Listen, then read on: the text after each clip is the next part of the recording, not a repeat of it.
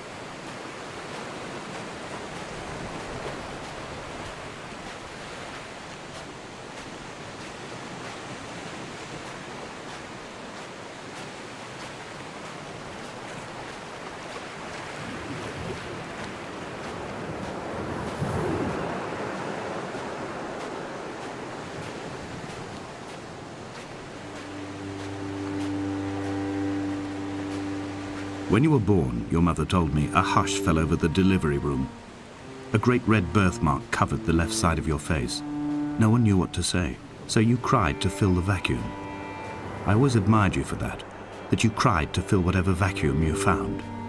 I began to manufacture vacuums just to enable you to deploy your talent. The birthmark faded by the time you were 6 and had gone completely by the time we met, but your fascination with the empty and its cure remained.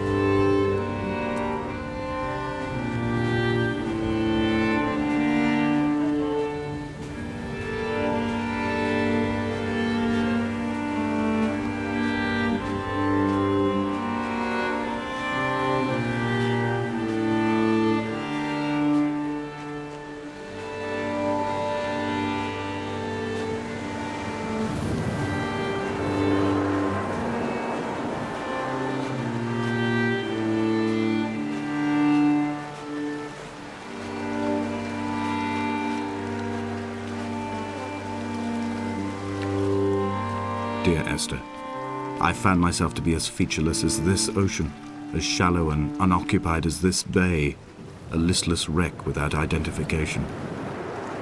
My rocks are these bones, and a careful fence to keep the precipice at bay. Shot through me caves, my forehead a mount. This aerial will transmit into me so. All overexposed, the nervous system, where Donnelly's boots and yours and mine still trample. I will carry a torch for you. I will leave it at the foot of my headstone. You will need it for the tunnels that carry me under.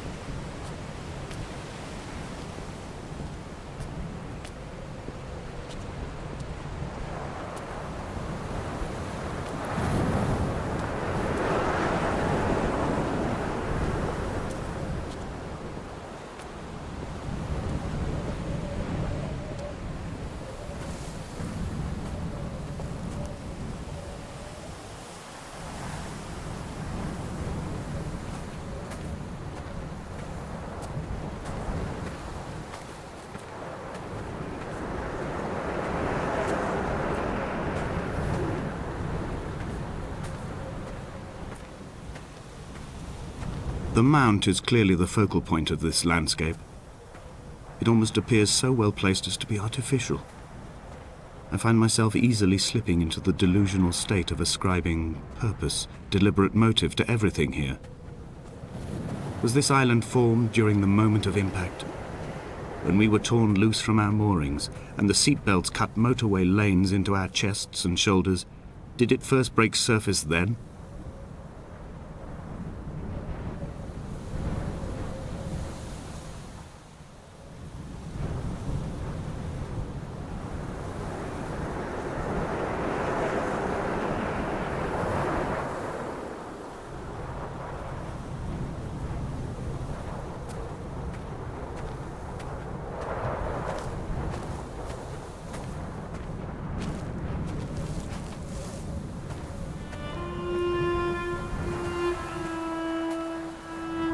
When someone had died or was dying, or was so ill they gave up what little hope they could sacrifice, they cut parallel lines into the cliff, exposing the white chalk beneath.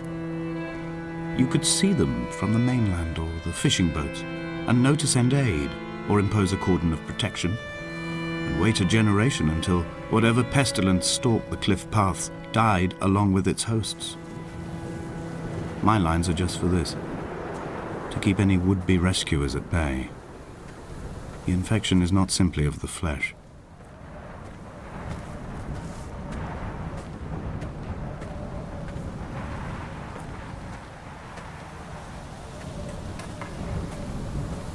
They were God-fearing people, those shepherds. There was no love in the relationship.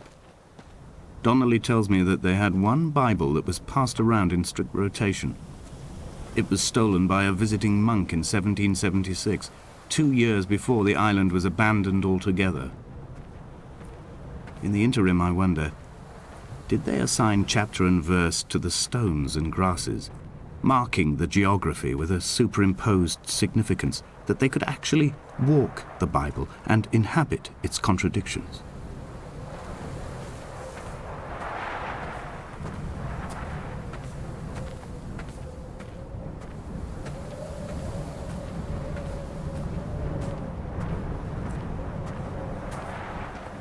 Dear Esther, I met Paul. I made my own little pilgrimage. My Damascus, a small semi-detached on the outskirts of Wolverhampton. We drank coffee in his kitchen and tried to connect to one another. Although he knew I hadn't come in search of an apology, reason or retribution, he still spiraled in panic, thrown high and lucid by his own dented bonnet. Responsibility had made him old. Like us, he'd already passed beyond any conceivable boundary of life.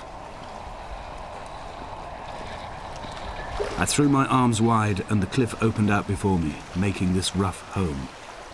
I transferred my belongings from the bothy on the mount and tried to live here instead. It was cold at night and the sea lapped at the entrance at high tide. To climb the peak, I must first venture even deeper into the veins of the island, where the signals are blocked altogether. Only then will I understand them, when I stand on the summit and they flow into me, uncorrupted.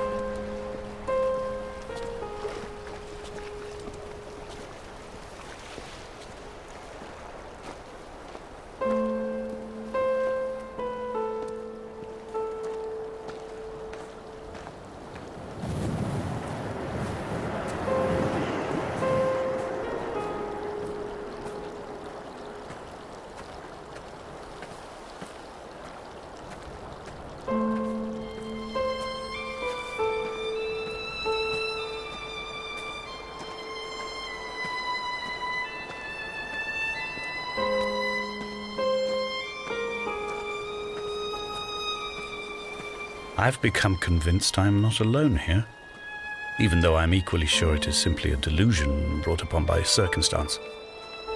I do not, for instance, remember where I found the candles, or why I took it upon myself to light such a strange pathway.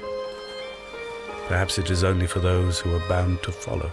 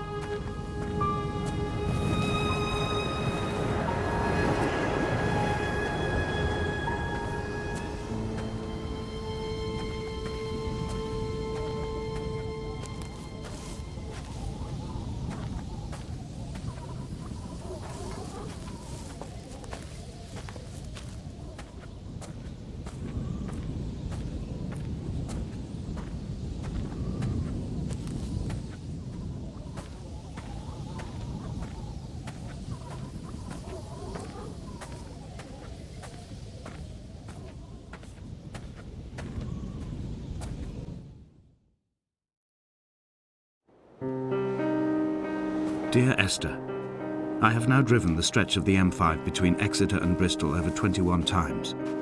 But although I have all the reports and all the witnesses, and have cross-referenced them within a millimetre using my Ordnance Survey maps, I simply cannot find the location. You'd think there would be marks to serve as some evidence. It's somewhere between the turn-off for Sanford and the welcome brake services, but although I can always see it in my rear-view mirror, I have as yet been unable to pull ashore.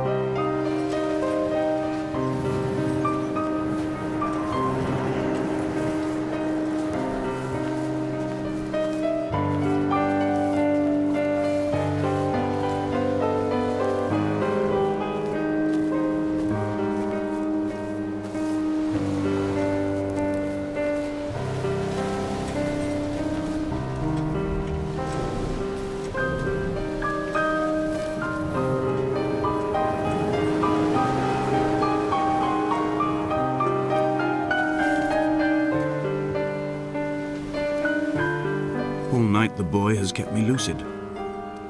I sat, when I was at the very edge of despair, when I thought I would never unlock the secret of the island, I sat at the edge and I watched the idiot boy blink through the night. He's mute and he is retarded, and he has no thought in his metal head but to blink each wave and each minute aside until the morning comes and renders him blind as well as deaf-mute.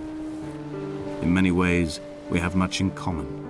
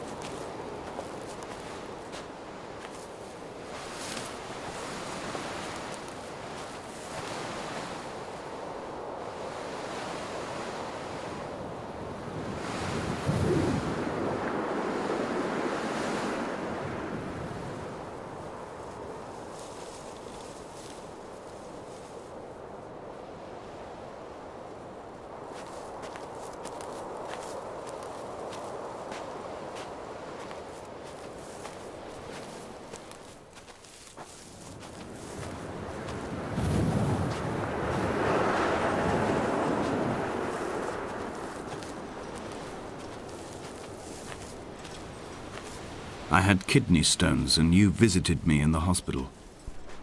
After the operation, when I was still half submerged in anesthetic, your outline and your speech both blurred. Now my stones have grown into an island and made their escape, and you have been rendered opaque by the car of a drunk.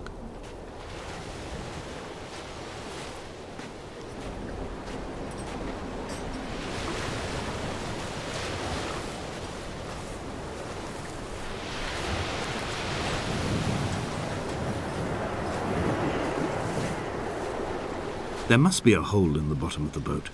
How else could new hermits have arrived?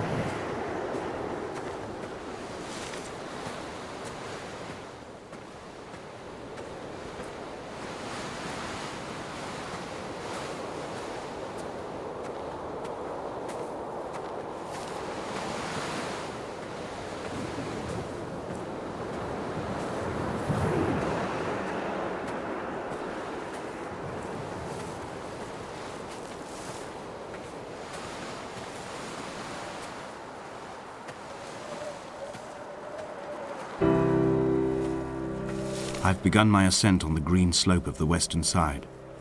I've looked deep into the mountain from the shaft and understood that I must go up and then find the way under.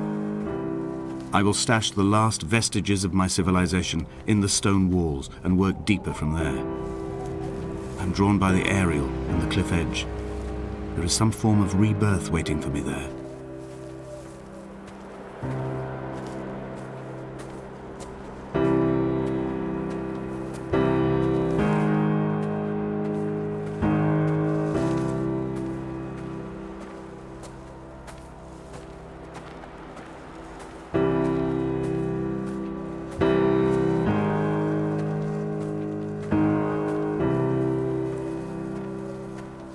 The bothy was constructed originally in the early 1700s. By then, shepherding had formalized into a career. The first habitual shepherd was a man called Jakobsen, from a lineage of migratory Scandinavians. He was not considered a man of breeding by the mainlanders. He came here every summer whilst building the bothy, hoping eventually that becoming a man of property would secure him a wife and a lineage. Donnelly records that it did not work. He caught some disease from his malcontented goats and died 2 years after completing it. There was no one to carve white lines into the cliff for him either.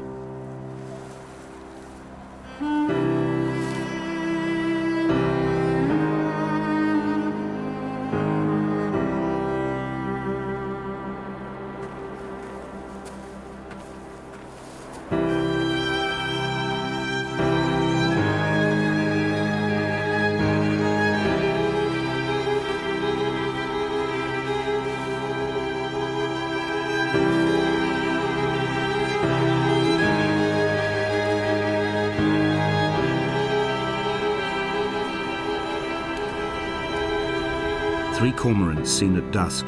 They did not land. This house built of stone, built by a long-dead shepherd. Contents: my camp bed, a stove, a table, chairs, my clothes, my books. The caves that score out the belly of this island, leaving it famished. My limbs and belly famished. This skin, these organs, this failing eyesight. When the battery runs out in my torch, I will descend into the caves and follow only the phosphorescence home.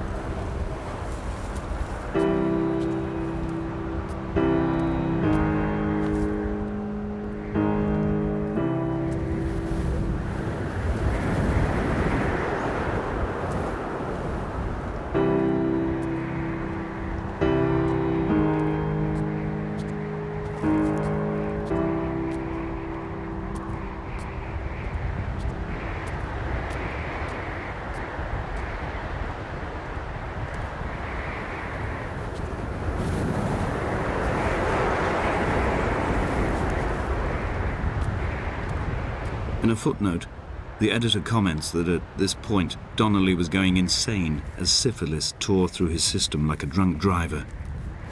He's not to be trusted. Many of his claims are unsubstantiated, and although he does paint a colourful picture, much of what he says may have been derived directly from his fever. But I've been here, and I know, as Donnelly did, that this place is always half imagined. Even the rocks and caves will shimmer and blur with the right eyes.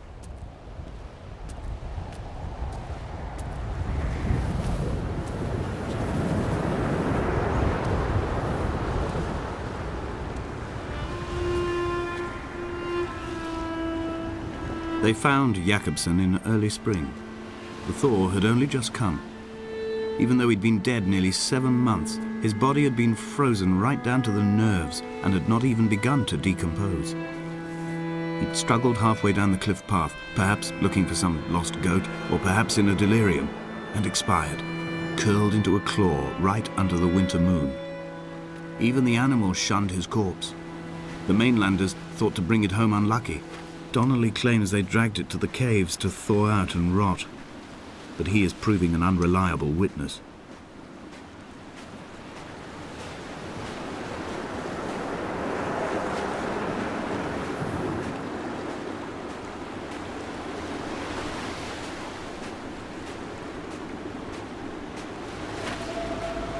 Climbing down to the caves, I slipped and fell and have injured my leg.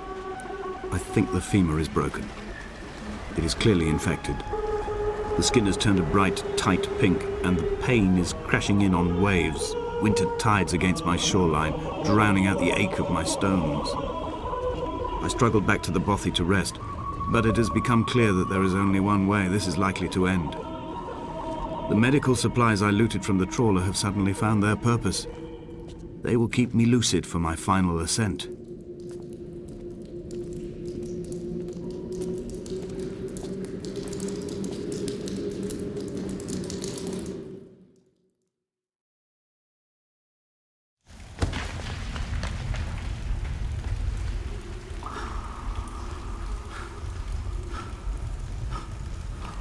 From here, this last time, I have understood there is no turning back. The torch is failing along with my resolve. And hear the singing of the sea creatures from the passages above me, and they are promising the return of the gulls.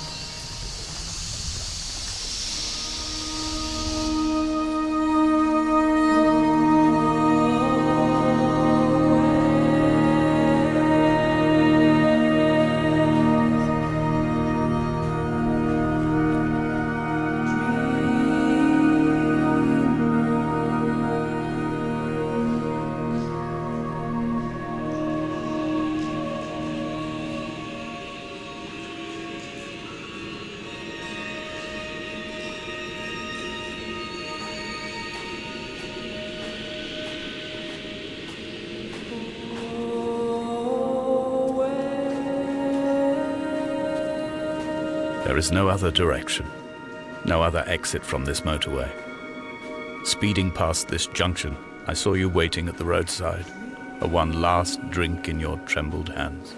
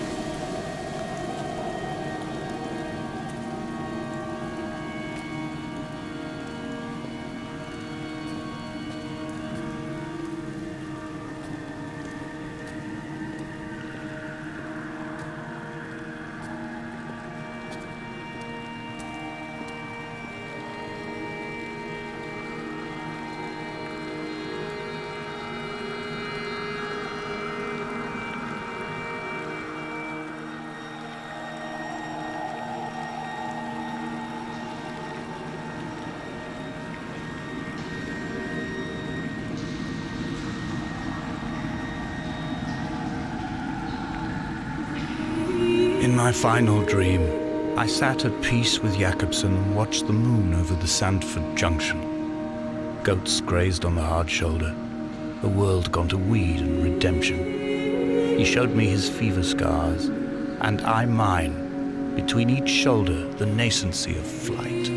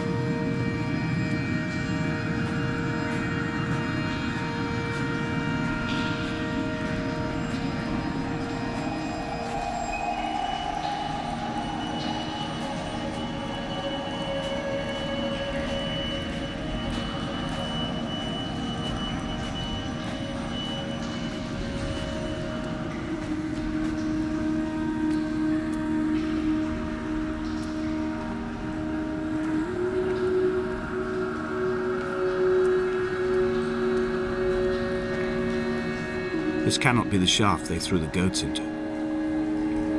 It cannot be the landfill where the parts of your life that would not burn ended up.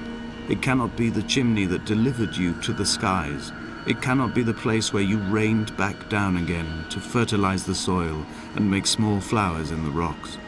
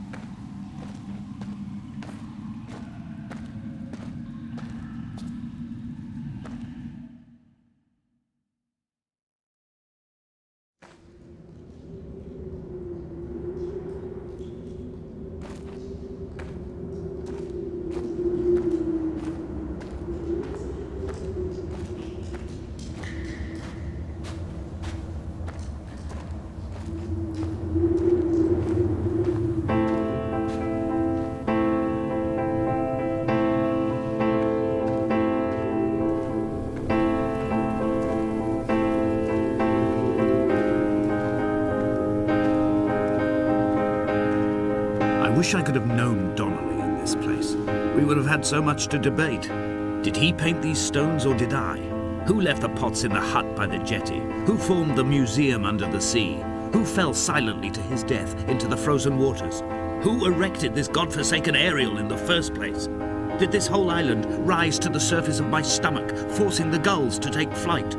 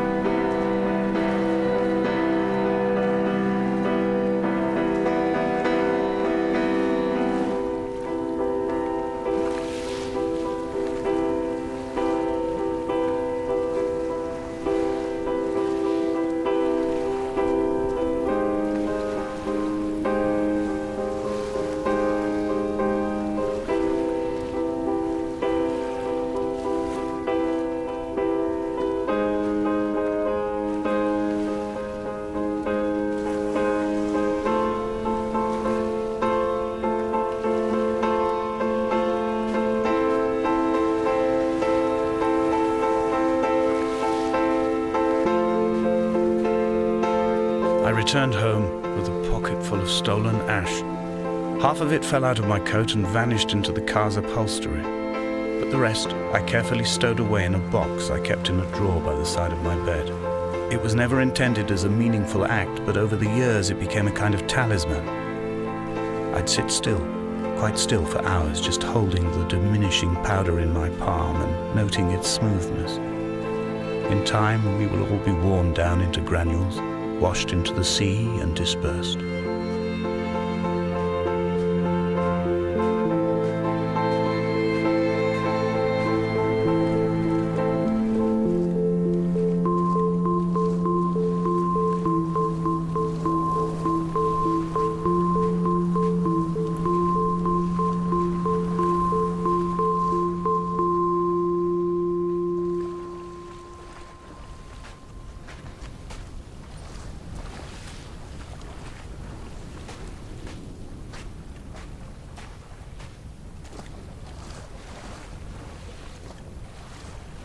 There were chemical diagrams on the posters on the walls on the waiting room. It seemed appropriate at the time. Still life abstractions of the processes which had already begun to break down your nerves and your muscles in the next room. I crammed diazepam as I once crammed for chemistry examinations. I am revising my options for a long and happy life.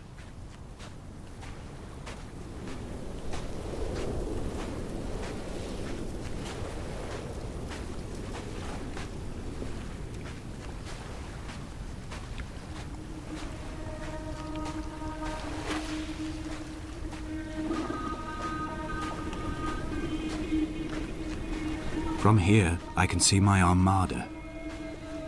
I collected all the letters I'd ever meant to send to you, if I'd have ever made it to the mainland, but had instead collected at the bottom of my rucksack, and I spread them out along the lost beach. Then I took each and every one, and I folded them into boats.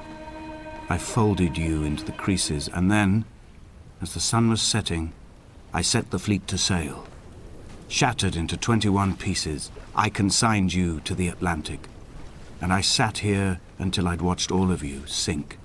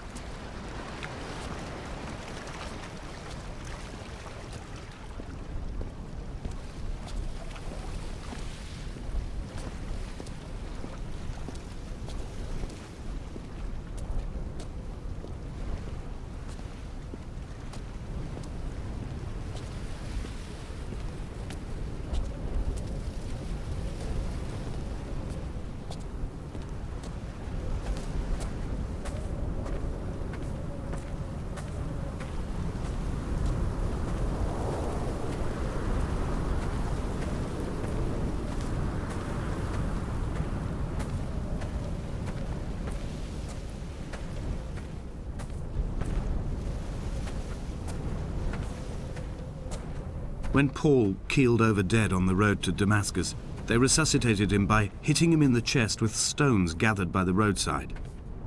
He was lifeless for 21 minutes, certainly long enough for the oxygen levels in his brain to have decreased and caused hallucinations and delusions of transcendence. I'm running out of painkillers, and the moon has become almost unbearably bright.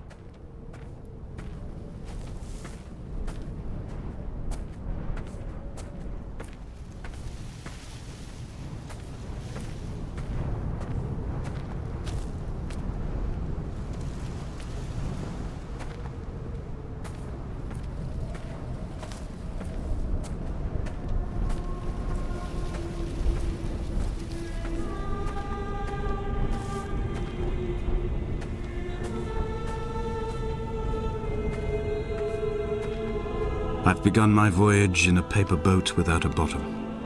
I will fly to the moon in it. I've been folded along a crease in time, a weakness in the sheet of life. Now you've settled on the opposite side of the paper to me. I can see your traces in the ink that soaks through the fiber, the pulped vegetation. When we become waterlogged and the cage disintegrates, we will intermingle. When this paper aeroplane leaves the cliff edge and carves parallel vapor trails in the dark, we will come together.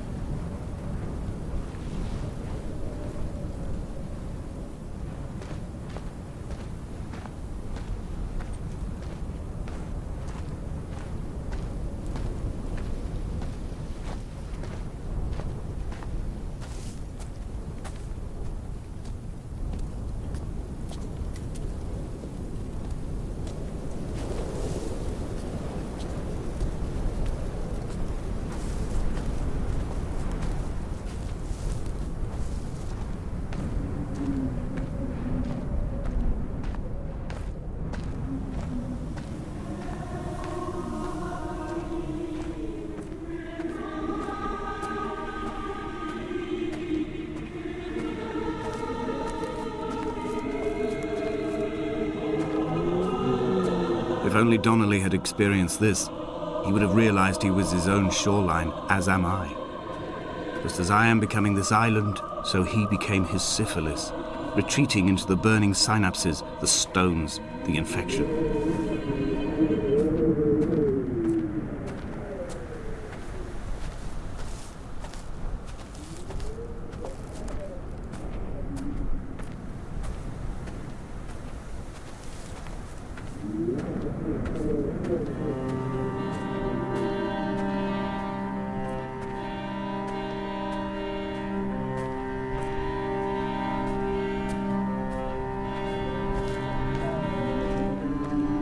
Headlights reflected in these retinas.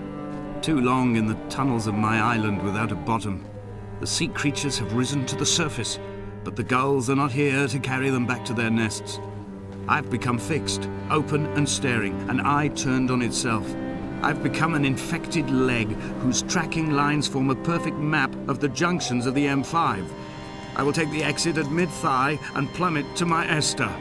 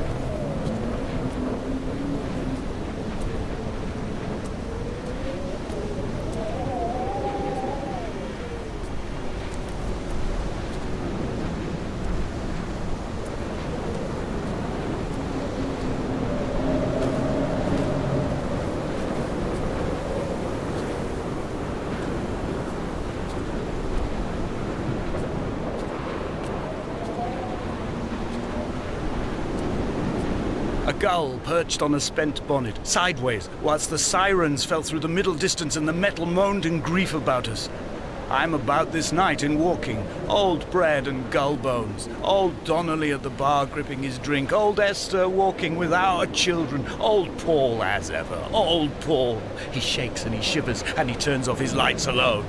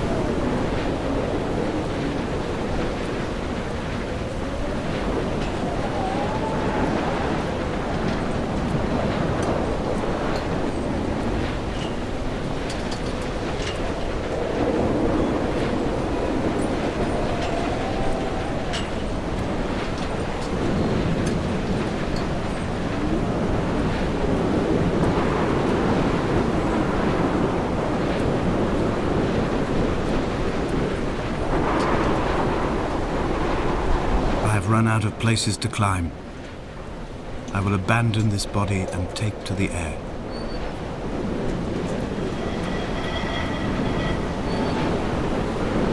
Dear Esther, I have burnt my belongings, my books, this death certificate. Mine will be written all across this island. Who was Jacobson? Who remembers him? Donnelly has written of him, but who was Donnelly? Who remembers him? I have painted, carved, hewn, scored into this space all that I could draw from him. There will be another to these shores to remember me.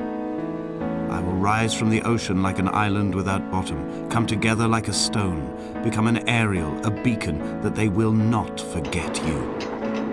We've always been drawn here. One day the gulls will return and nest in our bones and our history. I will look to my left and see Esther Donnelly flying beside me. I will look to my right and see Paul Jacobson flying beside me. They will leave white lines carved into the air to reach the mainland, where help will be sent.